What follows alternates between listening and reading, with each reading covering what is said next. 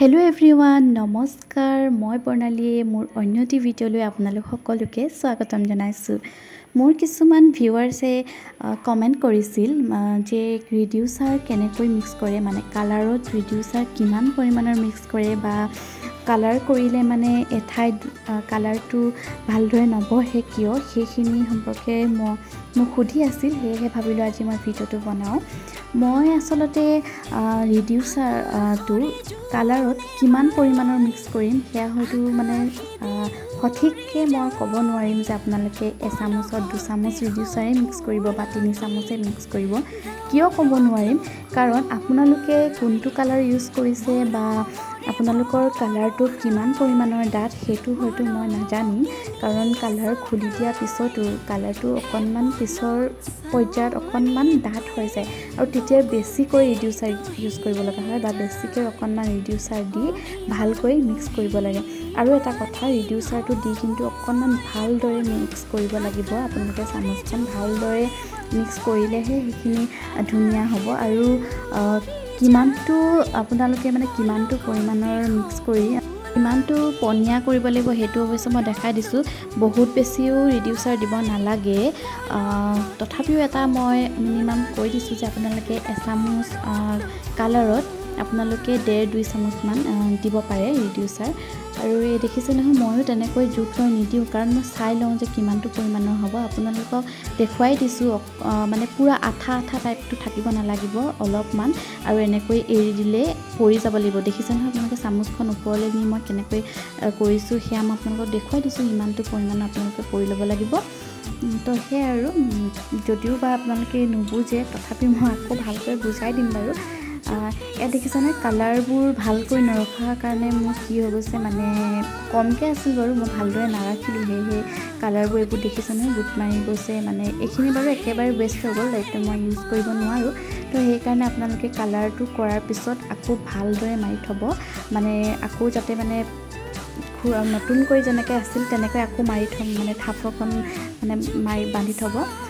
এতিয়া মই মোৰ প্ৰথমখন স্ক্ৰীণ, যিখন মই প্ৰথম কিনি আনিছিলোঁ স্ক্ৰীণ পেইণ্টিং কৰিম বুলি, সেইখন স্ক্ৰীণ আজি উলিয়াই লৈছোঁ কৰোঁ বুলি বহুত দিনৰ মূৰত।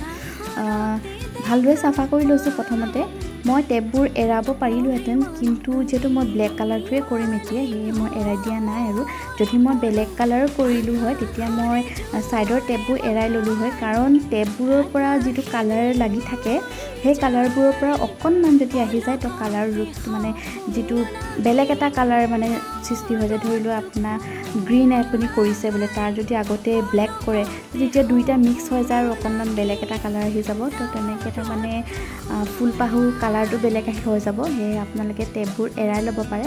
আৰু এটা কথা, আপোনালোকে টেপবোৰ কিন্তু এনেকুৱা ছাইডবোৰতো মাৰি ল'ব, কাৰণ এইফালে লিক হোৱা চান্স থাকে, কেতিয়াবা লিক হয় সেইফালে, গতিকে আপোনালোকে পিছফালেও ভালদৰে টেপটো মাৰি ল'ব। এয়া আৰু এটা কথা যে আপোনালোকে স্ক্ৰীণবোৰ মাজে সময়ে ৰ'দত দিয়েনে বাৰু?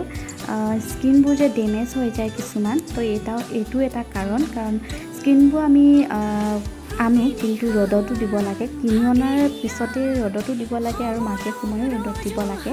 তো মই এয়া অকণমান দেখুৱাইছোঁ যে কেনেকৈ কৰিলোঁ। আপোনালোকে সুধি আছিল যে আমি এপাহ কৰিলে এডোখৰত বহে বা আনডোখৰত নবহে, কিয় নবহে বা কিয় বহে। একচুৱেলি আপোনালোকে সমান ঠাইত আপোনালোকে স্ক্ৰীণখন ৰাখিব লাগিব, আৰু স্ক্ৰীণখন তলটিকি সৰকি গৈছে নাই আপোনালোকে চাব পাৰে। মই দেখুৱাইছোঁ, আপোনালোকে গম পাই যায় যে স্ক্ৰীণখনৰ মানে সৰকি গৈছে নাই ৰংখিনি, আপোনালোকে ভালদৰে চাব পাৰে। আৰু এনেকুৱা ধৰণৰ কেতিয়াবা মানে ভাঁজ থাকিব পাৰে বা তেনেকুৱা জইনিং ক'ৰবাত থাকিব পাৰে, বা পাতি দুখন আপোনালোকে পাৰি লৈছে বোলে তাত জইনিং থাকিব পাৰে। আৰু ওখৰা মোখৰা হ'লেও আপোনালোকে যদি স্ক্ৰীণখন সমানকৈ নবহে ফ্ল'ৰত, তো তেতিয়া এঠাইত বহিব বা এঠাইত নবহিব, তেনেকুৱা ধৰণৰ হৈ যায়। গতিকে স্ক্ৰীণখন ভালদৰে সমানকৈ দিব লাগে, আৰু গোটেই ফুলপাহ আপোনালোকে সমান পৰিমাণে মানে জোৰ দিব লাগিব। একেবাৰে ওপৰতে কৰিলেও নহ'ব, অকণমান জোৰছে কৰিব লাগিব।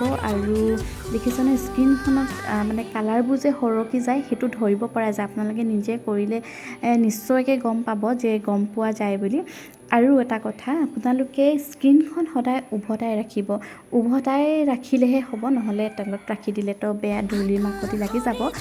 আৰু স্ক্ৰীণখন যদি আপোনালোকে কৰি থকাৰ মাজতে বেলেগ এটা কামৰ কাৰণে যদি স্কিনখন এনেকৈ ৰাখি দিয়ে বহুত দেৰিলৈকে, তেতিয়া স্কিনখন শুকাই যায়। আৰু স্কিনখন শুকাই যোৱাৰ পিছত আপুনি যদি আকৌ কাপোৰত কৰিবলৈ আহে বোলে আপোনাৰ কিবা কাম ওলালে, তো আপুনি যদি গুচি যায় আৰু স্কিনখন যদি ৰাখি দিয়ে তেনেকৈ, আপুনি আকৌ যদি কাম আৰম্ভ কৰে স্কিনখনত, তেতিয়া কালাৰ সৰকি নাযায়। তেতিয়া স্কিনখন মানে আকৌ ধুই ল'ব লাগিব, নাইতো আপোনালোকে এটা কাম কৰিব পাৰে, পেপাৰ থাকিব বা যিকোনো কাগজ থাকিব, গতিকে কাগজত আপোনালোকে আকৌ এবাৰ কৰি ল'ব ভালকৈ, অকণমান জোৰছে হেঁচি মেলি কৰি দিব।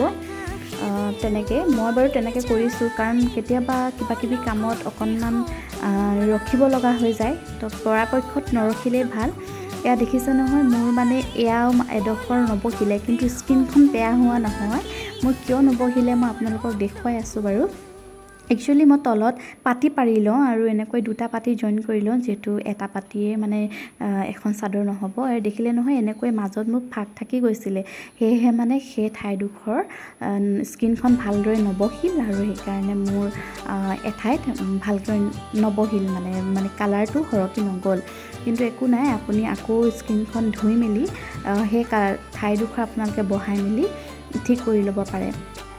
এয়া কিছুমান স্কিন আছে মোৰ, মানে মোক কাষ্টমাৰে দিছিল স্কিনবোৰ, বনাই দিব পাৰিব নেকি বুলি সুধি মেলি। আপোনালোকক মই কাষ্টমাইজ কৰি স্কিনবোৰ বনাই দিওঁ, কোনো ধৰণৰ বনোৱা নাথাকে, মই বনাব দিওঁ, মানে কাষ্টমাইজ কৰি আপোনালোকে যেনেকৈয়ে বনাবলৈ দিয়ে তেনেকৈয়ে আপোনালোকে পাব। আৰু আজিকালি প্ৰায়ে 4টা 3টা তেনেকৈ বিচাৰে, 4টা কৰিলে আপোনালোকে চাই ল'ব, মানে কৰিবলৈ সুবিধা হয় নহয় সেয়া। আৰু এয়া কিছুমান মই খাদী কটনৰ কাপোৰো লৈ আহিছোঁ, আপোনালোকে মোৰ ওচৰত এতিয়া উকা খাদী কটনৰ কাপোৰ অতি কম মূল্যতে পাব, সেয়াও মই আপোনালোকক দেখুৱাই দিছোঁ।